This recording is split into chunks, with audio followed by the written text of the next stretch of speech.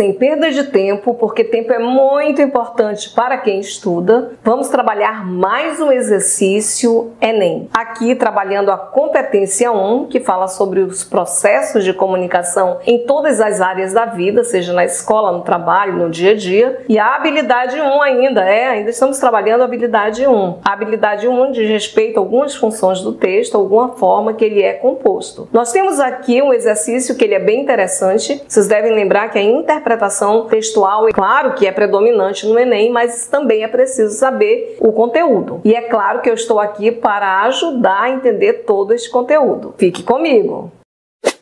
Na questão 3, o enunciado ele diz o seguinte: os gêneros textuais podem ser caracterizados, dentre outros fatores, por seus objetivos. Esse fragmento é um ou uma. Nós temos aqui uma questão sobre gênero textual, que é claro que dentro da linguagem, a linguagem verbal, não tem linguagem não verbal, não existe imagem dentro do enunciado, dentro da questão do Enem. Mas está pedindo especificamente pelo gênero. Claro que o gênero textual é lá da habilidade 3, nós ainda vamos chegar lá. Mas nós já vamos antecipando, porque isso aí vai ajudar bastante a fixar o conteúdo. Então aqui nós precisamos ler o texto. Rapidamente você deve acompanhar comigo a leitura do texto. Não fica com preguiça, é melhor ter um pouquinho de paciência. O texto diz: a trajetória de Liesl Meminger é contada por uma narradora mórbida, surpreendentemente simpática. Ao perceber que a pequena ladra de livros lhe escapa, a morte afeiçoa-se à menina e rastreia suas pegadas de 1939 a 1943. Nossa, a morte afeiçoa-se, eu que não queria. Traços de uma sobrevivente. A mãe comunista, perseguida pelo nazismo, envia Liesl e o irmão para o subúrbio pobre de uma cidade alemã, onde o casal se dispõe a adotá-los por dinheiro. O garoto morre no trajeto e é enterrado por um coveiro que deixa cair um livro na neve.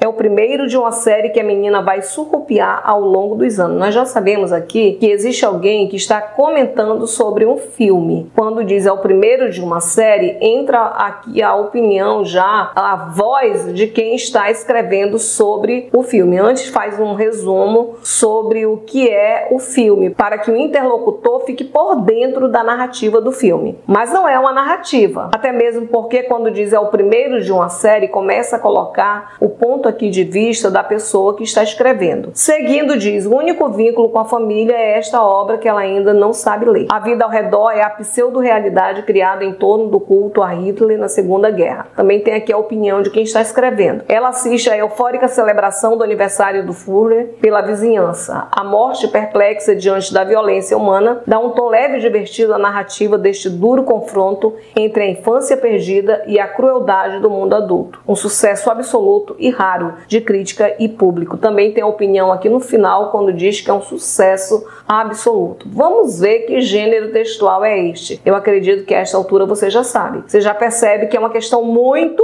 fácil. Uma TRI desta questão você tem que acertar para a média subir, não pode errar. Na letra A, pergunta se este fragmento é uma reportagem, pois busca convencer o interlocutor da tese defendida ao longo do texto. Olha, na realidade o texto ele não busca convencer o leitor, porque quem busca convencer o leitor sobre alguma coisa é o texto argumentativo. A reportagem é um gênero textual jornalístico, não é literário, é veiculado ao meio de comunicação, seja jornais, revistas, televisão, internet, rádio, dentre outros. E a intenção desse texto é informar o leitor, não é fazer o leitor mudar de ideia. Então não é a letra A. Inclusive, eu coloco aqui um exemplo para vocês. Observem que sempre tem ali o título, crianças aprendem seus direitos e ajudam pais. Tem o título, tem uma sequência aí para saber se é reportagem ou não. Não é a letra A. Na letra B, resumo, pois promove o contato rápido do leitor com uma informação desconhecida. Existe um resumo dentro do texto, mas ele não é um resumo. O resumo é quando pegamos um texto e colocamos ali com introdução, desenvolvimento e conclusão as partes partes principais do texto e alguns elementos que rodeiam esta parte principal. Só que o texto ele tem um resumo e depois lança a opinião de quem fala. Então não é somente um resumo, não é a letra B. Cuidado para não se enganar. Na letra C, é uma sinopse, pois sintetiza as informações relevantes de uma obra de modo impessoal. Uma sinopse é um texto menor que um resumo. É uma informação sobre um filme, sobre um livro, diz exatamente o que vai tratar de forma rápida para deixar alguém informado rapidamente sobre determinado filme, sobre determinado livro. Já percebemos que o texto é um pouquinho maior que uma sinopse. A sinopse ela é curta. Na letra D, é uma instrução, pois ensina algo por meio de explicações sobre uma obra específica. Um texto instrutivo é um texto injuntivo, ele ensina como fazer algo. Um livro técnico, por exemplo, de engenharia, é um texto que ele é instrutivo. Se você vai montar, comprou um móvel novo, tem ali um manual de como montar aquele móvel, é um texto instrutivo. Não é o que nós vemos aqui. Já sabemos que o que nos resta é a letra E, que é o gabarito, quando diz que é uma resenha, pois apresenta uma produção intelectual de forma crítica. Verdade, é uma resenha. A resenha traz esse resumo para situar o interlocutor sobre o que